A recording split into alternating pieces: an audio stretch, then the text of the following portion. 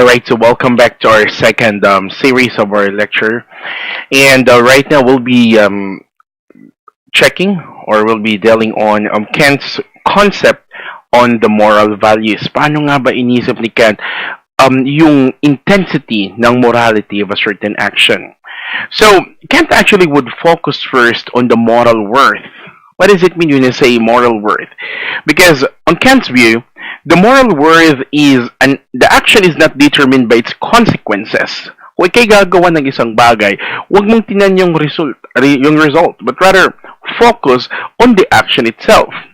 Halimbawa, hindi ka pwedeng hindi mo pwedeng magsinungaling kasi i-justify mo yung pagsisinungaling mo dahil sa magandang cost nito. For example, tinanong ka ng isang tao kung siya ba ay maganda or gwapo, pero dahil sa ayaw mong maka-offend, you're actually looking at the consequence. You actually opted to say or to utter lie. And therefore, for Immanuel Kant, that thing should not be done. We should not delve on the consequence, but rather, we should delve on the action itself. Bakit? Sinasabi ni Kant na it is possible that someone does something out of evil intention but ends up bringing good consequence to the society. Minsan, may mga bagay na ang intention talaga nito ay masama and it ends up in the wrong way. In short, hindi natin kaya ma-predict yung consequence. Let me give you a concrete example with this one, like the internet that we are using right now. Originally, the purpose why the CIA and the U.S. government, the Homeland Security, invented the internet during the 80s. It's because of the prevalent Cold War between the United States and Russia, between the communism. So what we did is the US actually invented this sort of network so that they can easily transmit the data, they can easily spy on their enemy. That's their intention. But the consequence on the later part, during the 90s, when they offered this internet to the public, when they give it to the public, this internet right now becomes good to our society. Right now, we are having our class online because of the internet. It has a good outcome. Again, the intention was not that good. It was a bad malice. It is a malice. And it ended up having a good outcome. Kasi sabi ni Kant, huwag kang titingin sa intention. Kasi minsan magkakamali ka. And sabi ni Kant, there's also a possible situation that we aim for something good. However, yung kinalabasan is masama. Let me take, for example, if you know Nobel. Nobel was an inventor of the dynamite. Nobel actually thought that you just want to create something new or something that would help the humanity with his invention. However, out of his invention, he created a dynamite and he realizes na yung invention niya, it goes like a wild bush, or wildfire rather. Hindi niya na makontrol because dynamite now becomes a disastrous invention. That's why he invented or he created this Nobel Peace Prize Award para ma-erase or matakpan yung kanyang pagkakamaling nagawa dahil sa kanyang intention. In real life, you may have a good intention, but sometimes it ends up nothing. It gives you a bad intention. For example, you have a good intention, which is to pass the exam. You have the good intention, which is to graduate. Yes, that's very noble as your intention. However, dahil sa intention mo na makapasa ng exam, you cheated, you plagiarized something, Because of the plagiarism, hindi mo na control ngayon ang outcome. It ended up na-expel ka from the school. So therefore, the consequences right now becomes severely bad or severely evil. So therefore, sabi ni Kant, no, it's a no-no to focus on the consequence. Kasi sabi niya, consequences of an action is not or are not under our control. We cannot hold the consequence of our action. Sometimes we want this, but it doesn't happen. We can only control the motives when acting as a moral person. Ang kayang kontrolin natin, hindi yung kakalabasan, kundi yung ating motibo, yung ating intensyon, bakit natin gagawin yung bagay na yun. And therefore, the moral worth of an action is given by our goodwill.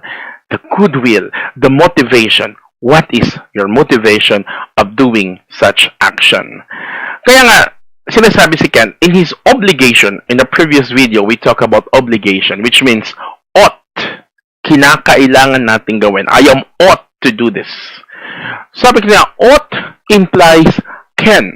Pag sinabi natin ought, ibig sabihin daw nun, kaya mong gawin. I can. I am ought to study. I can study. Yan ang sinasabi ni Ken. Kaya nga, Ken, if you'll be checking this example that I got online, sinasabi dito na it is a duty, not an obligation, it's a duty ng isang tindero sa palengke, nagbebenta siya ng karne or prutas or gulay, that wherever, para masabi siyang isa'y marangal na tradesman, kailangan hindi siya mag-overcharge. Kailangan walang daya ang kanyang timbang, walang tama lang yung kanyang pagpepresyo. Regardless kung sino man ang bumibili sa kanya. Regardless kung bata yon, if a child buys of him, or a grown-up. Kailangan patas daw. Sabi niya, men are just honestly served. But sabi niya, hindi ito enough to make us believe na yung purpose ng vendor na yon is acted from duty and from principles of honesty. Sabi niya, iniisip pa rin ng vendor ang kanyang advantage. Paano iniisip niya? It is out of the question in this case to suppose that he might besides have a direct inclination para sa kanyang buyer. Bakit kailangan niyang tamang timbang? Bakit kailangan tamang presyo? Kasi pag tamang timbang mo, tamang presyo, babalikan ka pa rin ng mga tao at bibili sa'yo. So therefore, parang he did that action not because it is the right thing to do. He still did this action because he has the inclination of this selfish view. Self-gain pa rin. Halimbawa, let me give you an example. Tarungin mo ang karamihang tao, bakit sila nagbibigay? Bakit sila tumutulong sa kanilang kapwa? The normal argument that you can get from them is they will tell you that nagbibigay ako kasi ang sarap ng pakiramdam pag ako'y nakatulong sa kapwa. Yeah, that's good. Helping others is good. But remember, what's the motive? Nagbibigay ka ba sa kapwa mo? Nagbibigay ka ba sa nangangailangan dahil sa gusto mong guminhawa o gumanda yung pakiramdam mo? Or your motive really there is selfless act? Like the example of Jesus. Jesus offered his life for us selflessly without any malice, without any intention. Not just like some of our actions, we do it because we want something in return. We have this sort of selfish view that we want to imbue. Kaya nga sinasabi ni Kent, the right motive can be a motive out of either self-interest, sympathy, which is our natural inclination. Sabi, uy, kawawa naman to siya. Or we have this sense of duty, which is the voice of our conscience. Is it the right thing to abandon this video? Is it the right thing to stop this video right now because you find it boring?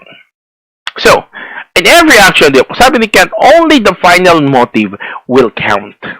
Para sa kanya, ano ba talaga ang motibo mo? For example, gusto mo nang skip yung video na to. Ano nga bang motibo mo para skip yung video na to? That's our Kent.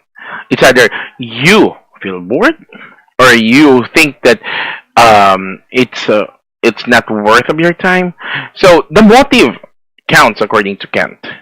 That's why para kay Kent, he created these imperatives. Dalawa sinasabi niya. First, hypothetical imperative and categorical imperative. Ano po yung hypothetical imperative? Pag sinabi nating hypothetical imperative, this is the things that you ought to do if some conditions hold. Halimbawa, you need to attend classes kung gusto mong makapasa sa exam. Kinakailangan mong tapusin yung video na ito kung gusto mong may maisagot sa activity at the end. That's the hypothetical imperative. Kinakailangan dahil sa isang kondisyon. Halimbawa, kinakailangan mong maging mabait bilang isang estudyante para tumaas contact mo. Kinakailangan mong maging masipag sa bahay, kinakailangan mong maglinis para dagdagan yung baon mo ng nanay mo. Ng nanay, ng mother mo, ng mom mo. So therefore, that's hypothetical imperative. Sabi nila, hindi pa yun enough. You're just doing certain actions, certain things because there is an intention. The intention is not that pure. Sabi ni Kant, we need to transpose, we need to transcend that hypothetical imperative into something deeper in a sense. Sabi niya, try to look on the categorical imperative. What does categorical imperative means? For Kant, categorical imperative is what I ought to do unconditionally. May sabing maximum batas dito. Halimbawa, I ought not to murder no matter what goal I have. Kinakailangan. Regardless kung ikay nasasaktan na, regardless kung ikay naagrabyado na, you are still ought not to murder someone. Sabi na kinakailangan mo siyang gawin regardless of the situation.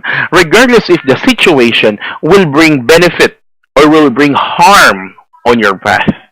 Kaya sinasabi ni Kant, the two functions of the categorical imperative, sabi niya, kung ikay gagawa ng isang action, you should act only that maxim that you can will as a universal law. Halimbawa,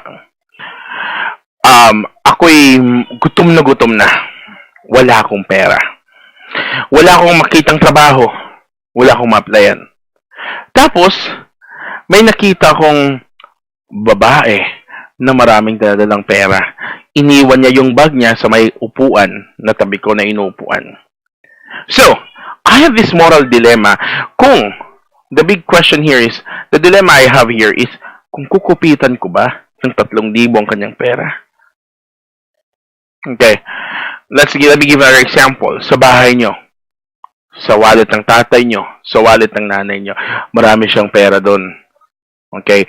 So, hindi niya bilang yung pera. So, titignan mo ngayon, wala kang panglaro. Wala kang pambili ng kung ano man. So, you have now the tendency to jump in the conclusion that it's beneficial for you or it will be good for you na kumupit to sneak out something out of your dad's pocket or something out of your mom's pocket.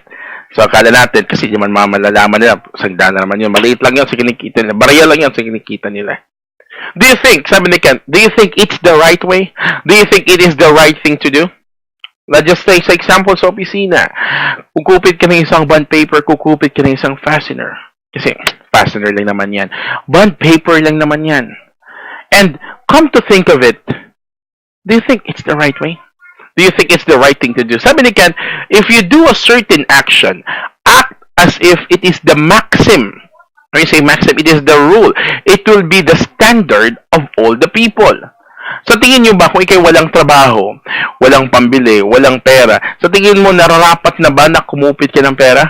Lahat ba ng walang trabaho sa mundo, lahat ba ng walang pera sa mundo ay gagawin yung ginawa mo? If the answer is yes, according to Kant, then that action should be morally acceptable. However, if merong isa, 3, 5 na nagsabi na hindi yan nararapat gawin, then therefore, that action of yours will become immoral or morally wrong. Kaya nga sinasabi ni Kant, before you do a certain action, tingnan mo muna, lahat ba ng tao na nasa kalagayan ko, gagawin din ba ang ginagawa ko? For example, you are in a deep trouble. You are in a big problem. So, ngayon, you are thinking of ending up your life to end the misery that you're into right now. You are thinking of a suicide to end your misery, to end your agony. So, sabi ni Ken, bago ka magbigtik, bago ka mag-commit ng suicide, come to think of it, lahat ba ng taong problemado, lahat ba ng taong may pinagdadaanan sa buhay ay magsusuicide? Kung sabi ni kung sa tingin nyo ay oo, if all the person who has problem, if all the person who was into deep trouble right now would resort of ending their life, then yes, do it because that action is good. Pero sa kasamang palad, alam mo naman na hindi lahat ng taong may problema ay magpapakamatay. So therefore, committing suicide right now will be immoral action, will be against morality. So that's why Sabi niya, always treat humanity, whether your own person or that of another, never simply as a means, but always at the same time as an end. So in the earlier video, we decipher about means and end. Sabi niya, huwag mong tingnan yung tao bilang means mo lang. Look at that person as an end. That's why, kung tignan natin, one can't view all moral imperatives are categorical imperatives. Ang kinakailangan natin gawin morally, it is categorical imperative. Halimbawa, bawal magnakaw, bawal magsinungaling. It's immoral. It's against the morals to hurt someone. Yes, sabi ni Kant, yes, this is moral imperatives. Kinakailangan natin gawin.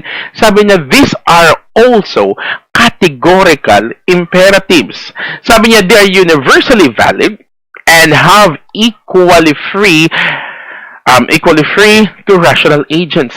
Lahat ng taong may isip, lahat ng taong pag-iisip ay makakaisip ng ganito. Halimbawa, the reason why walang kasalanan ng pusa pag kinain yung ulam nyo, because why?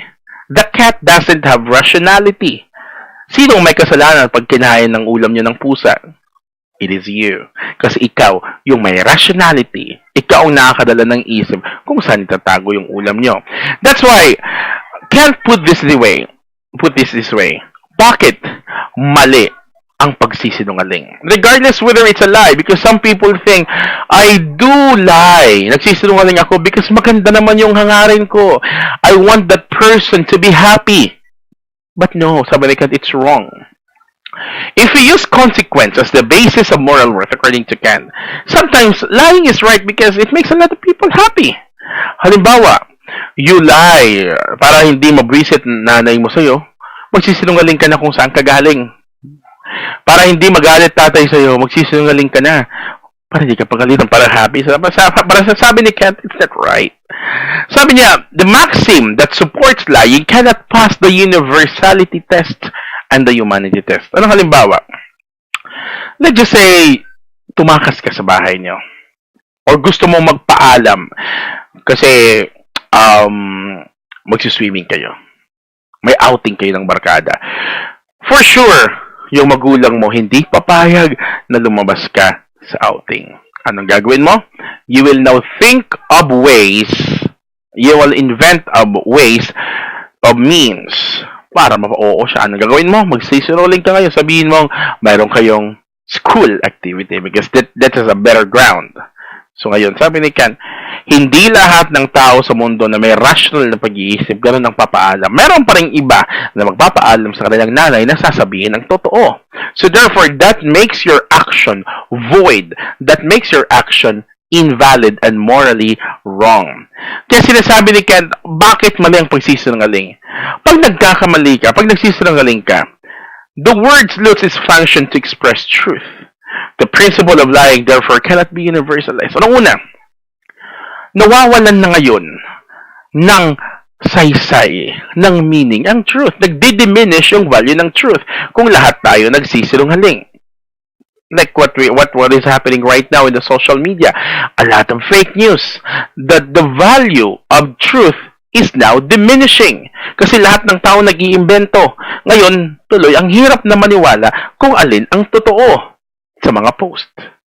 Why? Because the value of truth has diminished. Why? Because the people right now are accepting lies, which is supposed to be, should not be. And sabi ni Kant, it's also, lying is not fair. Why? Because you are using the ignorance of the other people. You are now treating that people as a means, not as an end. Anong halimbawa? Nagsinungaling, for example, nagsinungaling ka, wala ka na ipasang project. Nagsinungaling ka sa akin na may problema sa inyo, nagkaroon ng kasakit ka. It's my ignorance kasi malay ko ba kung totoong nagkasakit ka? Malay ko ba na totoong nagkaroon kayo ng problema sa bahay?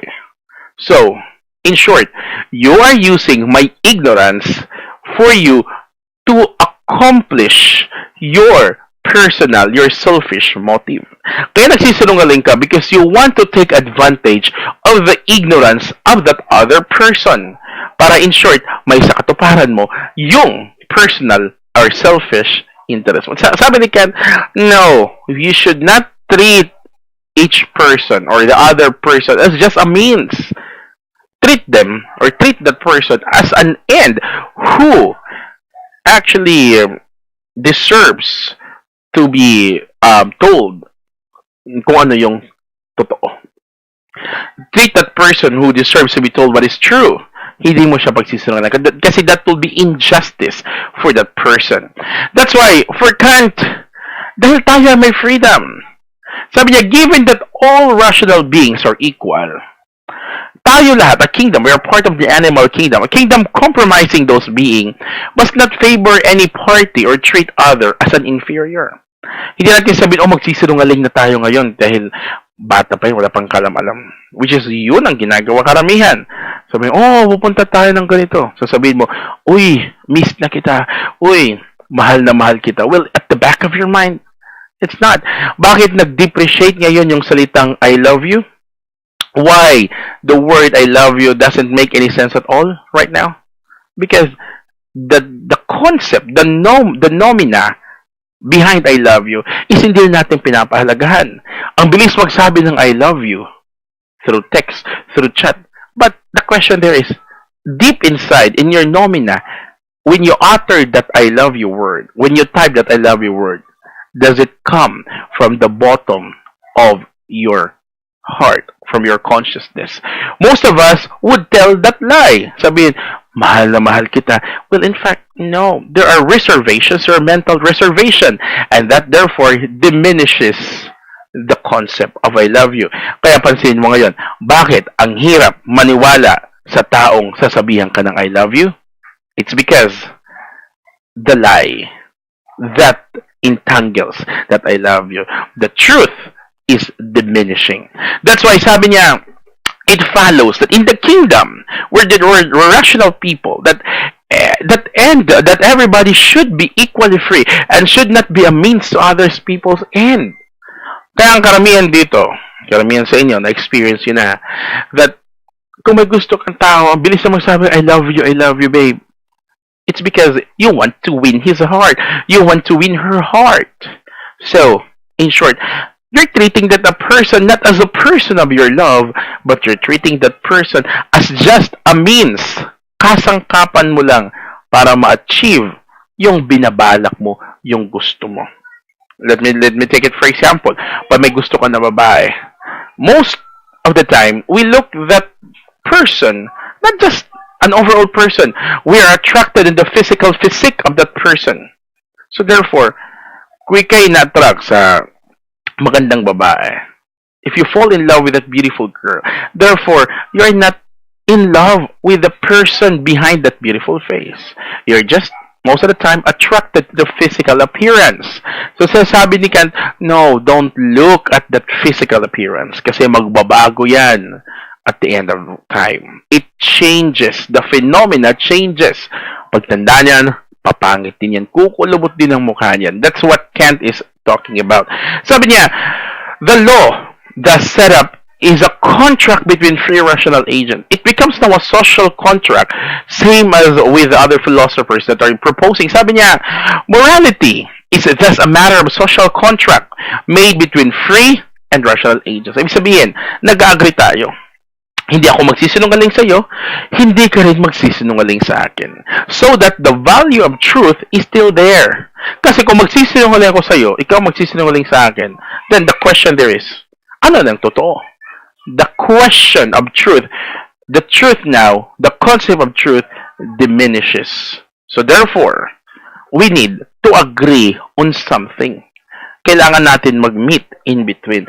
Therefore, we need to have a social contract, for example, that we should not lie with each other. Kaya nga, tingnan natin ngayon yung ethics ni Kant. If this Kantian concept is still relevant, ang tanong dito, why should I obey the moral law? Bakit kailangan ko pang gawin ang moralidad? Because morality is absolute thing. Panahon pa ni Kopong-Kopong. It's not relevant anymore on the millennial perspective. The answer to this one, you're wrong. Because We want to be wholly free, autonomous person who acts in the principle that I find reasonable. Sa tingin nyo, kailangan natin gumawa ng tama kasi sa tingin natin, ito ang nararapat at ito ang tama. At ang tanong, why should I respect other person? Ito lang ang sagot. Because that other person, aside from they are the imago Dei, aside from they are the image of God, that person also is a rational being. Nag-iisip din yan, kagaya mo. Pareho tayong nag-iisip. Pareho tayong may rationality. So therefore, no one is above or behind us. We are all equal and therefore we should be treated, again, not as a means, but an end. So, punta tayo sa freedom and equality kasi pinag-usapan ng kalayaan at equality. Is autonomy or equality the fundamental value of ethics? What if they conflict each other? Well, in the principle, hindi sila nagko-conflict sa isa't isa. Kasi they are built up in the idea of the reason. Nanggaling sila sa reason. It is through our rationality that we rationalize that there should be equality, that there should be freedom. Pero, in reality, kung ang duty mo, if a duty A conflicts with duty B, how can they be universalized? So, nung una, isipin mo lang, I have a universal duty not to kill a fat man. I have a universal duty to save the 5 workers. So, what should I do? So, kung babalikan natin ang ating question kanina, bago tayo mag-umpisa, ito yung ating subject. You have the duty to save the life of these 5 people. You have the duty. You are ought not to kill this lone fat man. Ang tanong, alin sa dalawa ang pipiliin mo? Going back with this principle, let's try to look on Kant. Sabi niya, the moral law is set up by rational agents who mutually respect each other. Non-rational beings such as animals are not protected by the law because they don't have the sense of responsibility. Ito ang sinasabi ko. Pag ang pusa nyo nakabasag ng bagay, ng mga porcelain, ng mga vases sa bahay nyo, hindi siya pinapagalitan ng nanay nyo. Okay lang. Kasi pag pinagalitan mong pusa, magmumukhang tanga ka. Kasi unang-una, ang pusa, hindi ka maiintindihan. Okay? And also, why the cat doesn't have any responsibility at all sa kanyang action? Because the cat doesn't have rationality. It is only as human who are responsible of our action because why? We have the rationality. So therefore, if we have a duty not to be cruel to animals, it cannot be for your sake, but for the reason that we will hurt our rationality pag ginawa natin. Halimbawa, pag may meron tayong duty na hindi mo pwedeng patulan yung pusa na walang kasalanan, na walang kinalaman sa kanyang ginagawa. Sapagkat pag pinatulan mo yan, iyon po ay magiging insulto. It will just be an insult. It will hurt your rationality. Kasi nga, pareho na kayo ng level ng pusa. Ikaw yung nakakadala ng isip. So therefore, you have now the rationality to think better than the irrational being like the animals.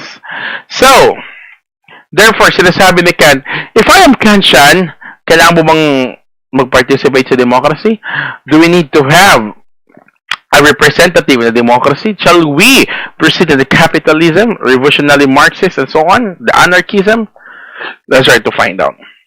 Before that, let's try to look at the application. Familiar kayo sa Stanley Milgram's experiment, which you can Google this one.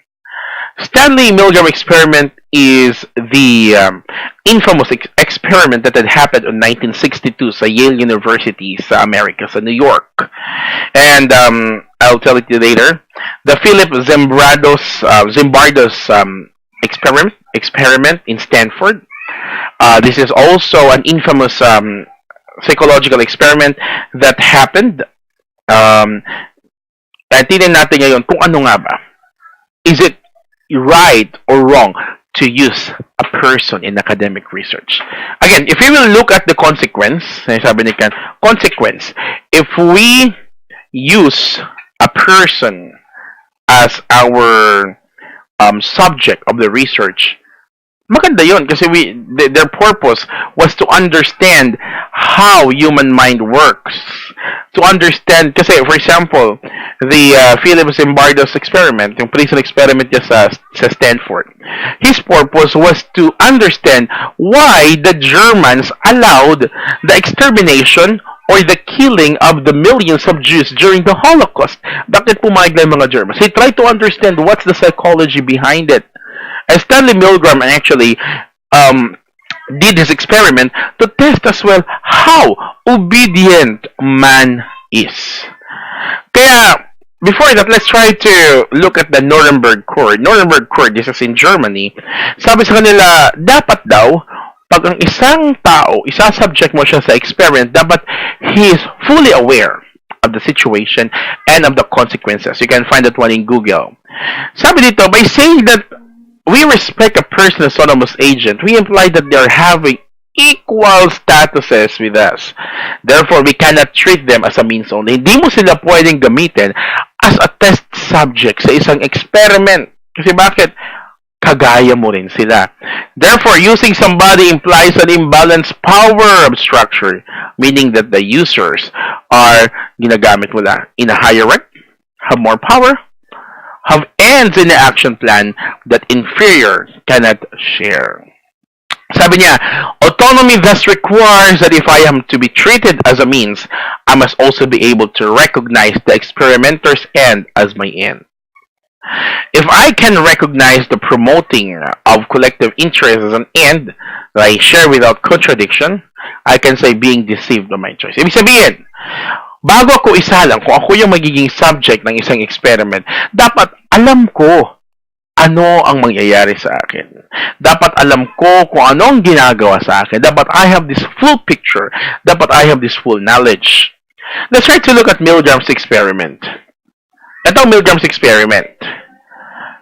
There's this teacher, meron tayong experimenter, meron tayong student. Sa student nakakabit yung isang volt na connected sa bones yan. Hindi siya, every time na magkakamali siya ng sagot, kukuryentehin siya ng teacher.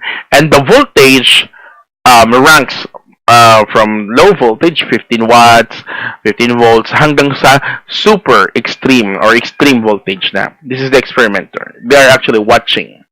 So, ang nangyari ngayon, you are hired, the experimenter, to conduct the experiment. So, in the experiment, you play the part of a teacher. Ikaw yung magbibigay. So, as a teacher, another participant will become the learner. Okay. So, kailangan mo ngayon, as a learner, kailangan mong matandaan ang sinasabi ng teacher. So, ngayon, this teacher will give some words to the learner. So, kailangan hindi magkakamali ang estudyante.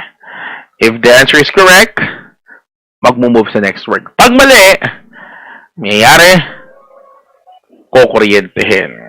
Your teacher will give him a 15-volt electric shock, which is hard for the experimenter. Sa punish part, ikaw yung may control ng machine. So, from 15 to 415 volts.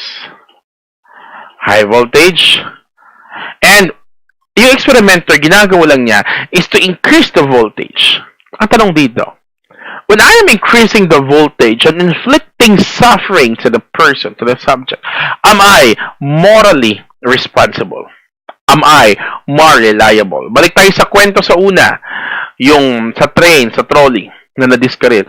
Kung ako ipapatay ng isang tao in favor of the 5 persons to be saved, is it really my moral responsibility?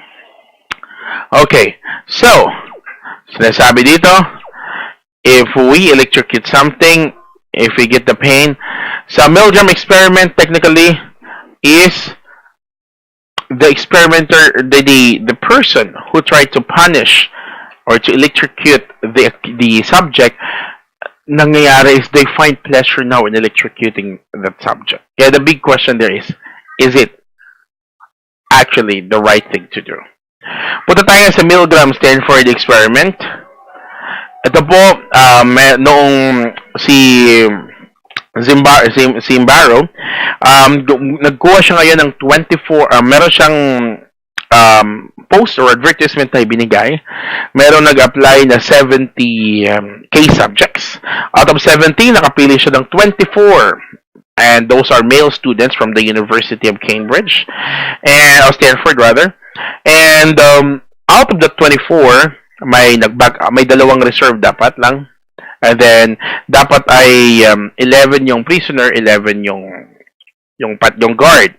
However, nag-back out yung isa, kaya nangyari sa kanyang experiment, 10 na lang yung prisoner, 11 yung guard. This what happened. During the experiment, ang nangyari, yung mga subject, they were treated as if they're the real criminals. They were taken mugshots, they were taken fingerprints and so on. Lahat-lahat na ginagawa. And then they were placed on the cell. Every time there's disobedient or there's a rebellion inside the cell, they were actually punished. So in short, to make the long story short, naging violente ang guard.